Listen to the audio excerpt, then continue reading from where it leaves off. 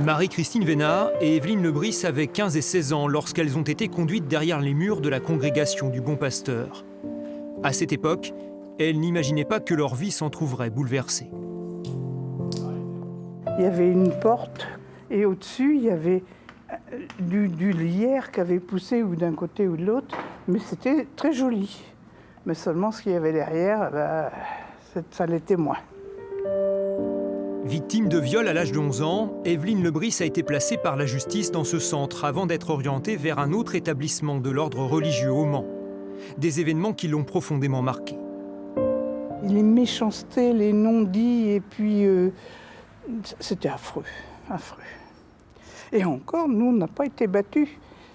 Il y a des filles qui étaient battues, puis graves des fois. Fondée à Angers en 1830, Notre-Dame de Charité du Bon Pasteur a encadré jusque dans les années 80 des milliers de filles mineures, sans repère, confiées par leur famille ou sur décision du juge. À l'époque, c'est même le principal lieu d'accueil pour la protection de l'enfance, agréé par l'État. Mais depuis peu, d'anciennes pensionnaires brisent le silence, en révélant des faits de maltraitance. Placée suite au rejet de ses parents, Myriam a longtemps enfoui ses souvenirs de jeunesse meurtris. Quand je suis arrivée, comme tout le monde, comme si j'étais en prison, la porte s'est refermée, on m'a enlevé ma valise, on m'a tout enlevé. Baissez la tête, ne me regardez pas. Voilà, ça remonte, j'ai 73 ans et ça remonte. Heureusement, j'ai pu en parler parce que je suis avec un homme depuis 55 ans et j'ai pu en parler avec lui de suite, parce que de suite on lui a dit, elle sort de maison de correction. Voilà, la maison de correction pour des parents qui n'ont pas tenu leur rôle. Les brimades, il y en a eu, mais il y en a eu des brimades, mais j'ai perdu le sommeil, ça c'est sûr, des nuits blanches, les électroencéphalogrammes pour voir si on n'était pas folle, parce qu'on ne dormait pas la nuit, et oui, le jour on n'était pas bien, alors aller à l'hôpital, hein, des piqûres et de tout, on va voir qu'est-ce qu'ils nous foutaient dans la boisson, on était complètement, moi j'avais grossi presque de 20 kilos, non mais elle nous droguait, hein. On était des zombies, La justice, qu'est-ce qu'elle a fait, la justice? Elle s'est débarrassée de nous. Comment vous expliquez que c'est resté en sommeil aussi longtemps, justement, et que la parole se libère seulement maintenant? On a tellement été culpabilisés dans le fait qu'on était des moins que rien, que c'était tout simplement pas possible. À l'université d'Angers, David Niget était l'un des rares à avoir eu accès aux archives de la congrégation. Pour cet enseignant-chercheur, la communauté est restée figée dans un modèle éducatif d'un autre temps, en total décalage avec l'évolution des mœurs de la société. Le gros problème, l'abcès de fixation finalement, à la fois de la société et plus particulièrement de la congrégation du Bon Pasteur vis-à-vis de ses filles, c'est la question de la sexualité.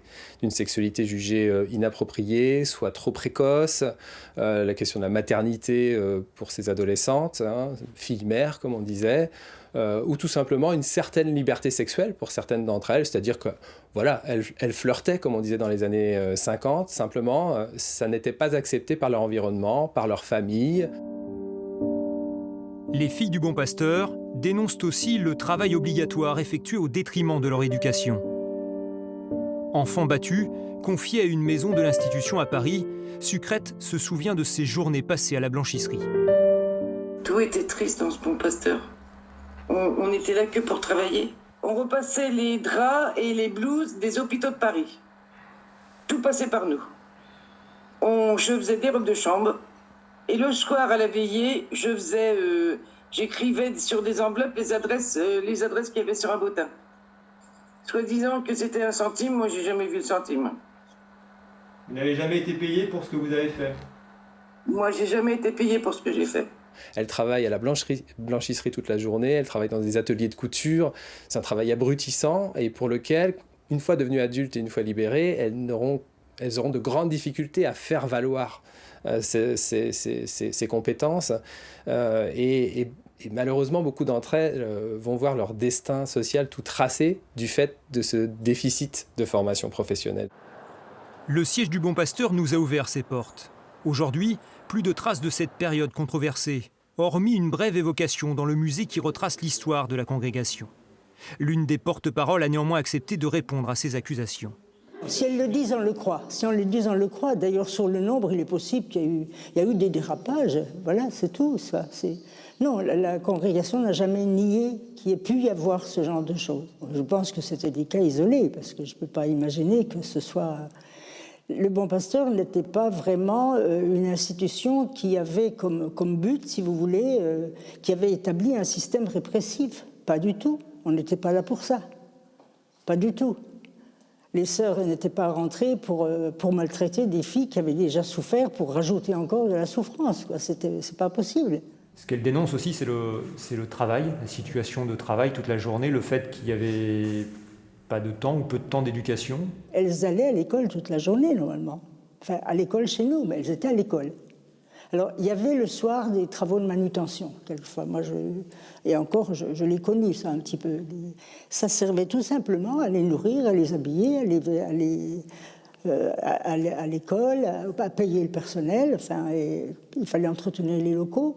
Il y avait des subsides de l'État, mais très minimes à l'époque, très, très minimes.